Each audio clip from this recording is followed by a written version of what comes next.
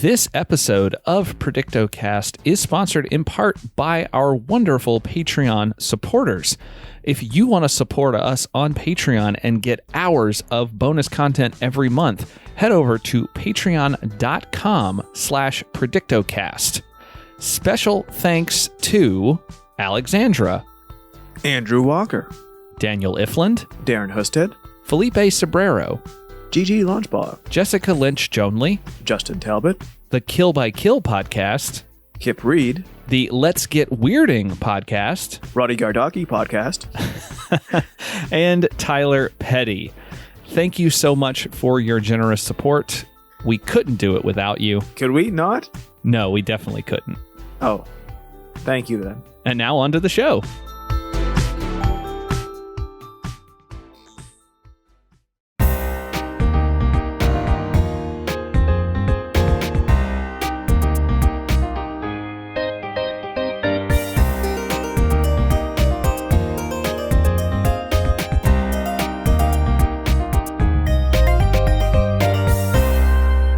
Hello and welcome to a mini episode of predictocast, the podcast where we predict a movie storyline after watching only the first 10 minutes. I'm Josh, and with me as always is Skinner. Hey, Skinner. Hey, Josh. Hey, everybody. On these mini episodes, we like to get the predictions started early by revealing the name of the film we'll be discussing and then predicting the movie's story based solely on the title. And we are about to be in August, and we wanted to do something a little fun for August. It's the dog days of summer. It's like kind of getting towards the end. The world is ending. It's falling apart daily, it seems like. And we thought it'd be fun to kind of do something real silly. And we've had some fun in the past with some action movies. And so August is awesomely Action August. This is something we should have done a while back, honestly. We have fun with these action movies, these crazy 80s and 90s action movies, and 2000s as well. And then we were like, oh, that was fun. That was a crazy movie. Works great with the format. And then we don't go fucking back to it for months and months and months and months. But here we are in August. It starts with A. So does Awesome. So does Action. Works out perfectly. Also starts with an A as well. This August, it's hot. You don't want to go outside. The heat wave. We got hurricane season coming up. You don't want to go into the wind. Stay inside with the wind when it's going to get you. You know what? Actually, don't go outside at all.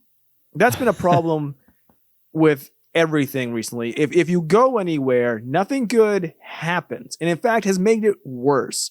So instead of having action, why not, along with us, just watch some action? Listen to us talk about some action. Listen to us describe some action. Listen to us react to action. Reactions.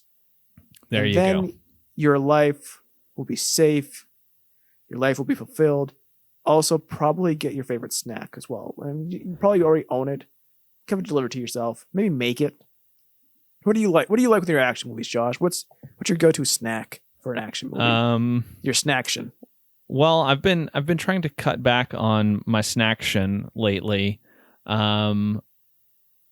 So some carrots. Wow, this is hopefully this month isn't the carrots of action movie coverage from podcasts. Before we reveal the title, we've kind of talked around it a little bit, but we have some fun with these dumb movies. They're almost always problematic in some way or another, but we just felt like it would be fun to do something a little silly and like really just embrace the silliness. I know we just finished with Larry Cohen month, and there's some silliness in there, but like we really want to just go for it. And have some fun. Also, I've been listening to a lot of the podcast Action Boys recently, and they've covered a ton of really amazing action movies. So I'm just going to plug that podcast. It's only available on Patreon. Go pay for it. It's worth it. But for next week, the movie that we are covering is 1993's Firepower. What a great name. Doesn't tell me a damn thing about it, but yet I know so much already. I love that there's sort of a trope of 90s action movies that so many different movies could have the same title. Yeah, it doesn't matter what the title is supposed to make you know as you walk by it at the rental store. We've talked about this before, because this is what these movies are for. They're not for the theater. No, sir. No. No. I don't think a Gary Daniels action movie has ever opened in a movie theater. And it never will. And they're for catching your eye, and you're supposed to go, firepower. Fucking, I know what that is. It's an action movie. Which one is it? I don't know. I don't care. Does it have Don the Dragon Wilson in it? Maybe. It could. It very well could. It could. You have Jason Lee in there? Probably not. It could. Brandon Lee? Brandon Lee? After a certain point? No. No, it wouldn't after a certain point. Two minis in a row. This very... you don't even listen to Action Boys, and that's an Action Boys thing. Is it? I wanted to make the entire... Yeah, they talk about Brandon Lee way too much. Oh, man. I'm not even a patron of them. I don't have any money. You guys give us Patreon money so I can join somebody else's Patreon. There you go. That's actually the way to do it. So Firepower, 1993, stars Gary Daniels, who is an action star who's been in quite a few other things. In my head, he's Jeff Daniels, except for action oriented. Well, Gary Daniels is a very generic white dude name. There's nothing like, and no offense to the man himself, but there's nothing like, nothing jumps out at you about that name. It's not Sylvester Stallone. It's not Jean-Claude Van Damme. It's not Arnold Schwarzenegger, which I think part of the reason, one, those guys had charisma and they had like an interesting screen presence, but also their names were very unique. So they kind of stood out on a marquee. But like Gary Daniels is very sort of simple. He actually, you brought it up. You brought up Don the Dragon Wilson. He's been in a couple of movies with Don the Dragon Wilson. We covered Ring of Fire 3 here on the podcast. He was in Ring of Fire 1. And then he also was with Don the Dragon Wilson in Blood Fist 4, Die Trying. I wonder if they did any epic like high fives or like that that hand grasp you would do after a great battle. You cross your arms. What is that called? You just hook the guy's hand and you're like, yeah, we're both flexing, but we were also doing it together. Oh, well, that's called the Predator, because that's what Arnold and Carl Weathers do when they meet. I assume that was a real life thing too. Like, the tough guys did. Like, why would you ever stop doing that if you ran to Carl Weathers and you were Arnold Schwarzenegger? That is very true. But yeah, so he is in this. I don't know anything else about it other than that. I just know that I was drawn to it because of the cover art. We don't always look at the covers of the movies when we pick them. Sometimes we just go by title, but I happened to be scrolling and I saw the cover for Firepower and I had to send it to you. And I said, can we please just do action movies in August so that we can cover this dumb looking movie? Yeah, that's pretty much how it went, almost word for word. I mean, there's no special secret to that sauce. You just said, "Oh, this looks great," and I just wrote, "Yes, we can." Well, okay, let's describe it. You should look up the cover for Firepower. This appears to be the European cover because it has an 18 in a red circle, which usually denotes a. Oh, I thought you meant like it was POWOUR for the power.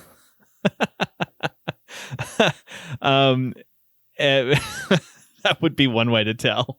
But it has the little the rating symbol on there that you usually see in like English or European films. There's a guy with a little bitty machine gun. There is a guy doing the splits, kind of calling back to Jean-Claude Van Damme. There is a guy who looks sort of like He-Man. He's got big blonde long hair. He's got a cape on. He's bare-chested. He kind of looks like a very, very like aggressively steroided up Ricardo Montalban. A little bit. Ricardo Montalban. He also has a sword that appears to be coming out of his dick. Oh yes, he's got a dick sword. And there's some fire, of course, and there's you couldn't have firepower without fire. But there is a great little tagline that says, "You can enter the hell zone, but you can never leave it." That's honestly like when I graduated high school, my father pulled me aside. That was your commencement speech. That was my commencement. Go forth, students. Go forth. You can enter the hell zone, but you can never leave it. And is there any truer statement about leaving education to go into capitalism? It is true. We're all stuck in this hell zone of our own making, and we're never going to be able to get out of it. What a better statement for this year. And unfortunately, that tells us that it's not going to get better. This is the perfect movie for our current place in time. We have fully entered the hell zone, and there is no escape. And you know what? I'm never gonna learn how to do the splits, so I'm not sure that this movie will even help me personally figure out a path. I mean, I do have a dick sword, but I like that no matter what version you do see of this, like it is going to have the guy doing splits at the bottom. They knew what they had. Yeah, like there's a more American version. I love talking about this. Is once again our movie poster podcast, which there are other movie poster podcasts that are better, but this is the minis, and they're short. Don't worry. And the ones, and it has the guy with the little mini machine gun, and then another guy with another gun. Still the splits guy. The tagline on this one though: a mind-blowing trip to hell. 3 exclamation marks. I'm fine with that too. I mean, there better be any trip to hell needs to be mind blowing. God, it really, really needs. There really needs to be actual hell in this movie.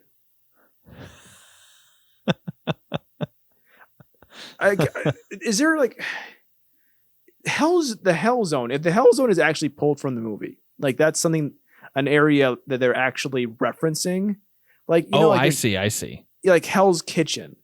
In New York, which I like. To me, I know.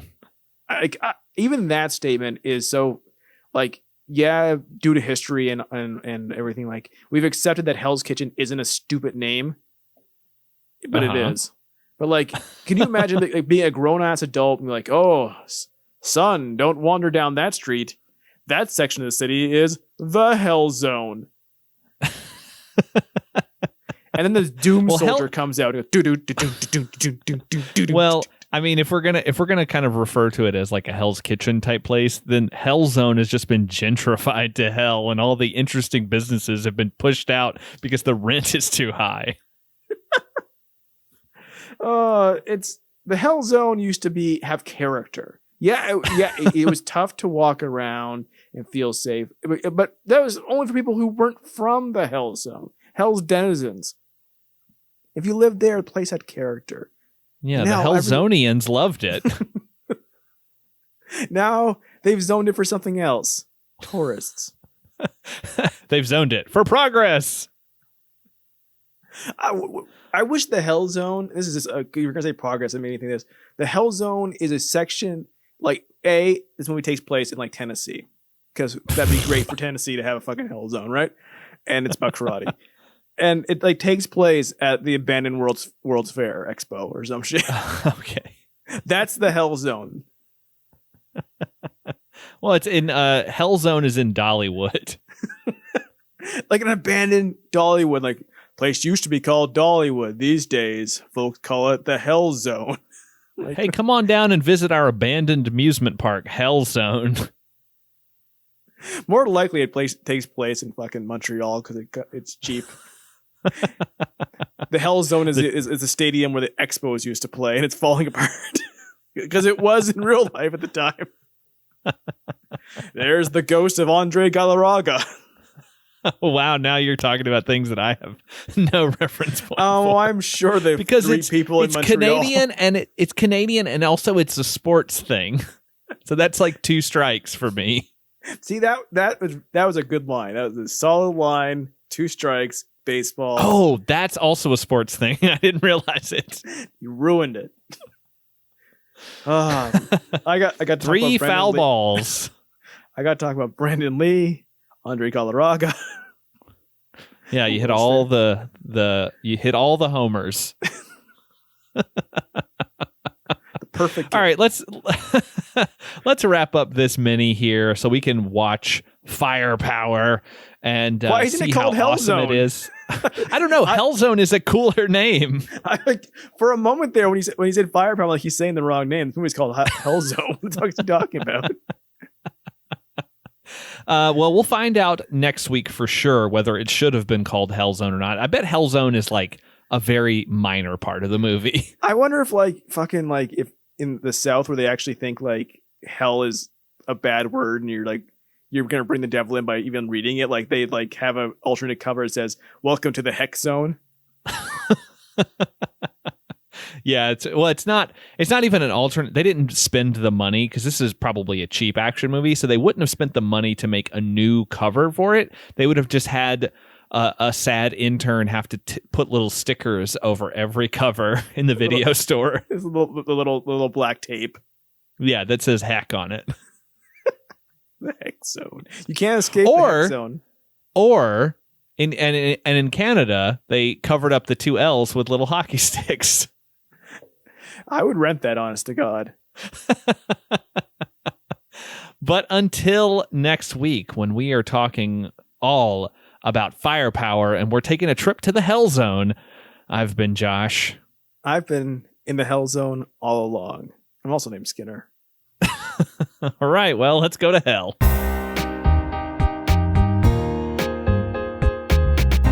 If you like the show, subscribe, rate, and review us over at Apple Podcasts. We're on Twitter and Instagram at predictocast, and you can find our entire back catalog at predictocast.com. Our theme music is by Kyle Sledge. Find more of his work at soundcloud.com/geistmusic. To get monthly bonus content, sign up at patreon.com/predictocast. As always, thanks for listening.